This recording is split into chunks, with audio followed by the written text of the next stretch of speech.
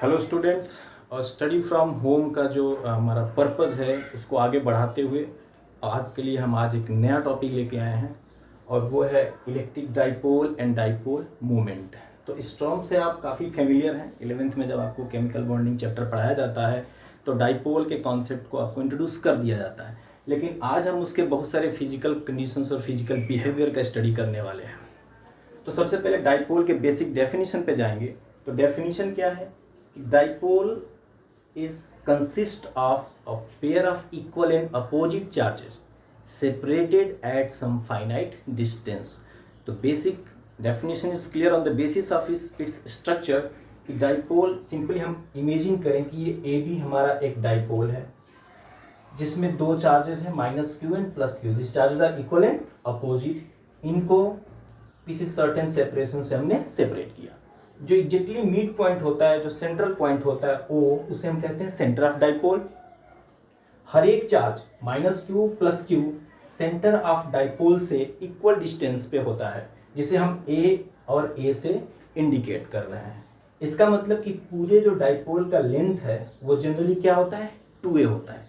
लेकिन एक बात का ध्यान क्या रखना है कि ये जो 2a लेंथ ऑफ डाइपोल है इसे हम कन्वेंशनली एक वेक्टर क्वांटिटी के तौर पे ट्रीट करते हैं और इसका डायरेक्शन क्या होता है, नेगेटिव चार्ज से पॉजिटिव चार्ज। यानी इस केस में देखें तो इस 2a का डायरेक्शन क्या होगा, from a to b, it means from -q to +q।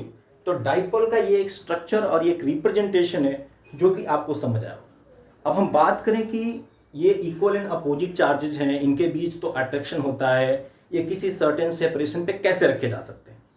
तो अगला क्वेश्चन ये अराइज होता है कि इनके बीच अट्रैक्शन होगा नो डाउट, लेकिन ये चार्जेस फ्री नहीं होते हैं बल्कि ये चार्जेस किसी सिस्टम में बाउंडेड होते हैं। अब जरा हम डाइपोल के सिग्निफिकेंस पे बात करें तो हमें पता है कि जितने भी मैटर हैं या एटम या मॉलिक्यूल से बने हुए हैं और वो एटम और मॉलिक्यूल इलेक्ट्रिकली न्यूट्रल होते हैं। लेकिन कुछ एटम्स ऐसे होते हैं जिसमें पॉजिटिवली चार्ज न्यूक्लियस या मॉलिक्यूल्स में जो पॉजिटिवली चार्ज न्यूक्लियस हैं और जो निगेटिवली चार्ज इलेक्ट्रॉन्स हैं उनके सेंटर ऑफ ग्रेविटी एक दूसरे पे कोइंसाइड करते हैं या सेंटर ऑफ मास एक दूसरे पे कोइंसाइड करते हैं। तो ऐसे मॉलिक्यूल्स क्या होते हैं, नॉन पोलर मॉलिक्यूल्स होते हैं। लेकिन कुछ मॉलिक्यूल्स ऐसे भी होते हैं जिनमें जो नेगेटिव और पॉजिटिव चार्जेस का सेंटर ऑफ मास है वो कोइंसाइड नहीं करते बल्कि स्लाइटली डिफर होते हैं, एक दूसरे से अलग होते हैं। तो ऐसे मॉलिक्यूल्स को हम जनरली पोलर मॉलिक्यूल्स कहते हैं। जैसे एग्जांपल लें, कार्बन डाइऑक्साइड, CO2, अल्कोहल की बात करें या वाटर की बात करें। अब एक सिंपल सा हमने एक वाटर मॉलिक्यूल का यहाँ पे स्ट्रक्चर लिया हुआ है कि ये स्फीयर ऑक्सीजन को रिप्रेजेंट कर रहा है, ऑक्सीजन एटम को। ये दो हाइड्रोजन के एटम हैं। हाइड्रोजन के एटम के साथ कंबाइन होने के बाद ऑक्सीजन, जैसा कि आपको पता है कि ऑक्सीजन के एटम के पास लोन पेयर इलेक्ट्रॉन होता है।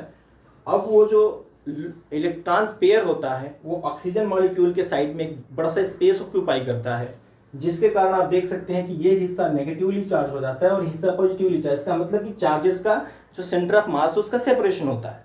तो ऐसे सिचुएशन में एक डाइपोल का फॉर्मेशन होता है। यानी कि ये जो वाटर के मॉलिक्यूल्स है, कार्बन डाइऑक्साइड के मॉलिक्यूल्स हैं या फिर अमोनिया या अल्कोहल के मॉलिक्यूल्स हैं, ये अपने आप में एक इंट्रिंसिक डाइपोल प्रोसेस करते हैं। अब देखें तो इसका तो जो बॉन्ड एंगल है 105 डिग्री, लेकिन एक डाइपोल का फॉर्मेशन हुआ है जहां पे आप देख सकते हैं कि ये चार्ज, ये हिस्सा नेगेटिव चार्ज का है और ये हिस्सा पॉजिटिव चार्ज का है। तो ये क्लियर हो गया आपका डाइपोल का सिग्निफिकेंस और डाइपोल का एग्जिस्टेंस नेचर में कैसे होता है। अब एक आइडियल डाइपोल की बात करें, जैसे फिजिक्स में हम एक आइडियल डाइपोल के कॉन्सेप्ट की बात करते हैं। तो आइडियल डाइपोल क्या होता है, जिसका साइज 0 हो, यानी जिसे हम एक पॉइंट डाइपोल कहते हैं, और ये प्रैक्टिकली पॉसिबल नहीं है। तो ये एक थ्योरेटिकल कॉन्सेप्ट है। आइडियल डाइपोल की अगर बात करें तो आपको याद रखना है कि उसका साइज 0 होना चाहिए, जो कि प्रैक्टिकली होता नहीं है। अब डाइपोल से रिलेटेड एक बहुत ही इंपॉर्टेंट टर्म होता है जिसे हम कहते हैं dipole moment.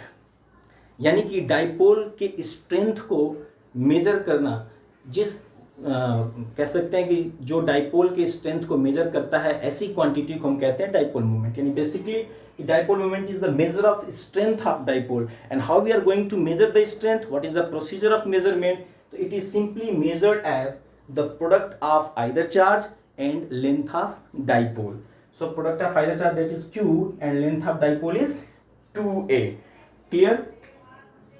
which simply represent the dipole moment by P. Since 2a is a vector quantity, dipole moment P is also a vector quantity. 2a का डायरेक्शन नेगेटिव चार्ज से पॉजिटिव चार्ज की तरफ होता है, ठीक उसी प्रकार P का भी जो डायरेक्शन होता है वो भी नेगेटिव से पॉजिटिव चार्ज का होता है, जिसको आप यहाँ पे देख सकते हैं, मैंने यहाँ पे इंडिकेट किया है कि डाइपोल मोमेंट P का डायरेक्शन क्या है, नेगेटिव चार्ज से पॉजिटिव चार्ज की तरफ। यहाँ पे हाइड्रोजन मॉलिक्यूल के from negative side to positive side जो इंट्रिंसिक डाइपोल यहाँ पे हमने रिप्रेजेंट किया है। तो ये डाइपोल मूवमेंट हो गया, इसको हम मेजर करते हैं product of either charge into length of dipole. Direction is definitely conventionally from negative charge to positive charge. ये एक वेक्टर क्वांटिटी है। और डाइपोल का जो से रिलेटेड अब ये देखें कि डाइपोल पे अगर आपको टोटल चार्ज की बात करता है कि टोटल चार्ज ऑन डाइपोल, तो टोटल चार्ज की बात करें तो Q is equal two plus Q minus Q that is 0। But अगर हम फील्ड की बात करें तो फील्ड एग्जिस्ट करता है, डाइपोल का फील्ड एग्जिस्ट करता है, डाइपोल के वजह से पोटेंशियल भी एग्जिस्ट करता है कुछ पॉइंट्स पे।